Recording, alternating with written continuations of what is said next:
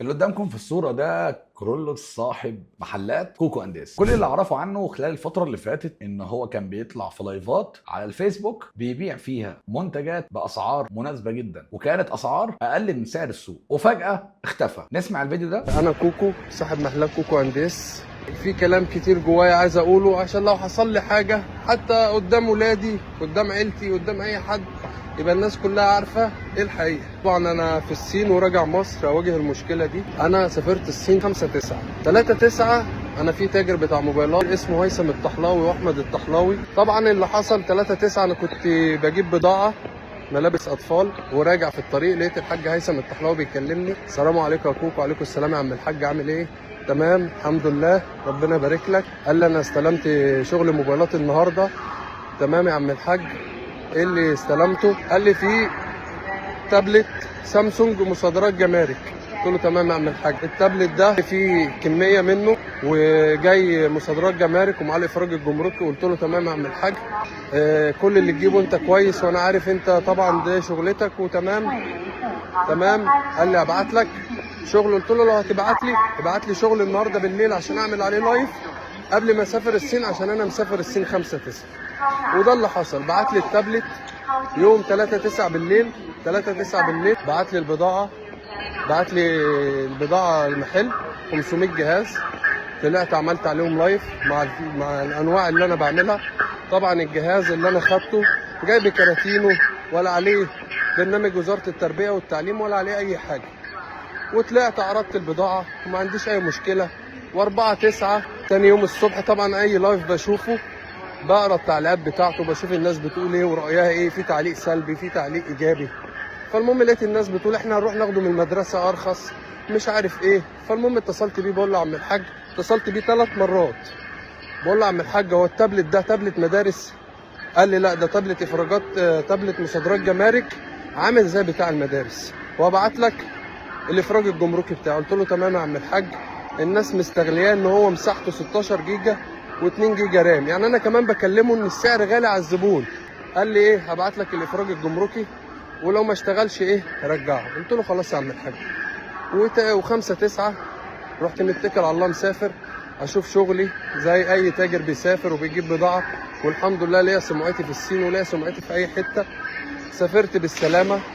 6/9 7/9 لقيت الناس بتكلمني في المحلات بتقول لي الحكومه في المحلات بسبب التابلت. ليه التابلت ماله؟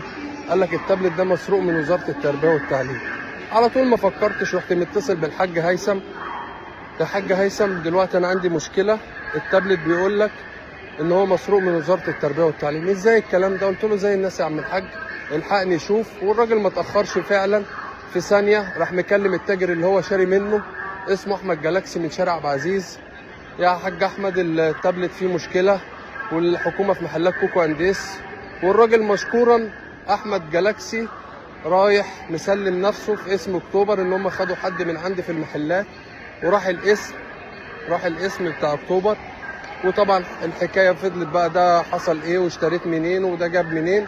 والحاج احمد جالاكسي قال لك انا بعت التاجر، والتاجر ده بقى لكوكو، وكوكو عرض البضاعه وطلع بيها لايف، واللي حصل والناس شايفاه والناس سامعاه. بصراحة أنا سمعت الفيديو أكتر من مرة، حاولت أبص على طريقته وهو بيتكلم وأشوف البادي لانجوج بتاعته وأحاول أفهم هل ممكن يكون كلامه فيه شيء خطأ ولا لا، ولكن الحقيقة هو صادق في كل كلمة. والدليل إنه هو هينزل مصر بعد ما اتحكم عليه ب 15 سنة بسبب مشكلة تابلت التربية والتعليم المسروق. وزي ما سمعتوا في الفيديو، عيبه الوحيد ان هو وثق اللي اشترى منه التابلت ده واتاكد عليه ان هو عليه اعفاء جمركي. وزي ما اتعلمنا في التجاره، اي حد تاجر يفهم الكلام ده، ان المكسب الحقيقي في الشراء مش في البيع. وحرفيا من وجهة نظري انا اللي انا شايفه على كرولوس ان هو اخره في الاكشن ان هو يجيب الحته دي ب 100 جنيه ويطلع لايف يبيعها ب 120 جنيه، مفيش اكتر من كده. كوكو مش حرامي، وكوكو برضه مش عبيط ان هو يضحي بسمعته وشهرته والمحلات اللي هو فاتحها كلها ويضحي بكل اللي وصل فيه خلال الفترة اللي فاتت علشان خاطر مشكلة زي دي. هل من المنطقي ان حد يكون عارف ان الحاجة دي مسروقة وفيها مشكلة ويطلع بيها لايف؟ طيب يا سيدي هفترض معاك ان هو عنده علم ان الحاجة دي مسروقة وان الحاجة دي فيها مشكلة، هل برضه من المنطقي ان هو بعد ما يكون بره مصر ومش هيتحبس ولا هيحصل له اي حاجه يرجع علشان يواجه المشكله وممكن يتقبض عليه وما يطلعش. كل اللي اقدر اقوله ان الراجل ده صادق ومحترم ومفيش حاجه عليه، علشان كده قرر ان هو يرجع ويقف ويسيب الباقي على ربنا. قرر ان هو يبان قدام اولاده وقدام الناس اللي هو بيحبها واللي هي بتحبه انه مش حرامي. ربنا يفك ضيقته ويفك زنقته ويفك كربه. وبطلب من اي حد بيشوف الفيديو ده او شاف الفيديو بتاع كورولوس يدعي له ان ربنا يطلعه منها على خير. سلام.